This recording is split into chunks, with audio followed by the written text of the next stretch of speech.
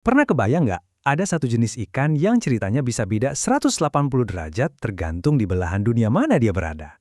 Di satu benua, ikan ini jadi mimpi buruk ekologis. Tapi di benua lain, malah jadi tulang punggung industri miliaran dolar.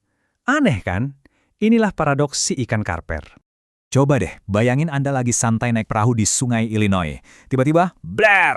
Air di sekeliling Anda kayak meledak. Ribuan ikan perak loncat ke udara, bahkan sampai ada yang nabrakin perahu. Ini bukan pemandangan indah ya. Ini adalah wajah dari sebuah invasi. Oke, sekarang kita pindah ke sisi lain dunia. Di Tiongkok, ikan yang sama persis ini bukan mimpi buruk, tapi malah jadi sumber makanan utama selama ribuan tahun. Nah, pertanyaannya jadi simpel. Kok bisa satu spesies yang sama jadi hama di satu tempat, tapi jadi harta karun di tempat lain? Yuk kita bahas dulu sisi mimpi buruknya di Amerika.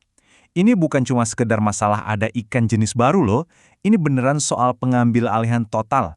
Skala dominasi mereka itu, bener-bener di luar nalar. 90%.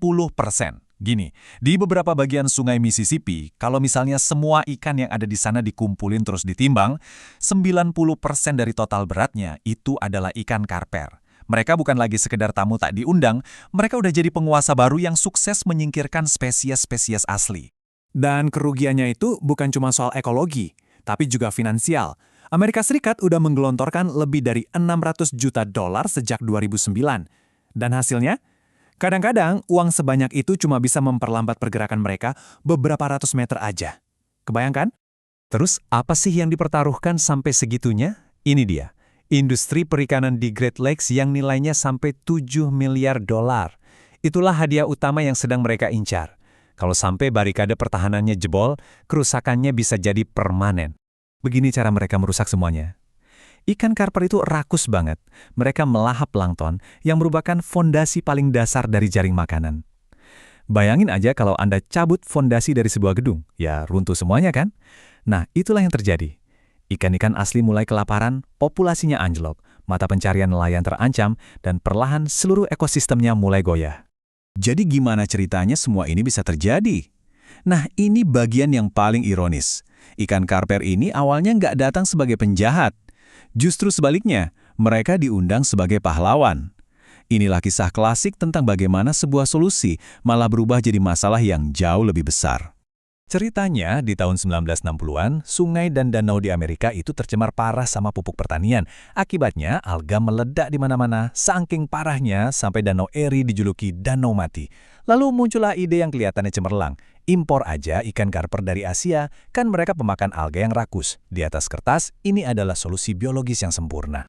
Awalnya semuanya terkendali. Ikan-ikan itu bekerja dengan baik di kolam-kolam penampungan. Tapi di tahun 1993, bencana datang. Banjir besar melanda Mississippi, menghancurkan tanggul-tanggul, dan akhirnya melepaskan jutaan ikan karper ke sungai terbuka. Bagi si ikan, itu adalah kebebasan. Tapi bagi ekosistem Amerika, itu adalah awal dari akhir. Oke, sekarang mari kita tinggalkan sejenak kekacauan di Amerika dan terbang ke Tiongkok. Di sana, ikan yang sama justru menjadi simbol keharmonisan antara manusia dan alam. Di Tiongkok, ikan ini sama sekali bukan pendatang baru. Mereka sudah dibudidayakan lebih dari 2000 tahun. Jadi ini bukan soal mengendalikan hama, ini soal memelihara sebuah warisan. Skalanya itu susah dibayangkan. Tiongkok menyumbang lebih dari 60% dari seluruh produksi ikan air tawar budidaya di dunia. Dan coba tebak, siapa jantung dari industri senilai $200 miliar ini? Ya, si ikan karper. Nah, ini dia perbedaan kuncinya. Di Tiongkok, ikan karper nggak pernah jadi invasif karena mereka ada di rumah mereka sendiri. Ada predator alami yang mengendalikan populasi mereka. Sebuah keseimbangan yang udah diasah oleh alam selama ribuan tahun.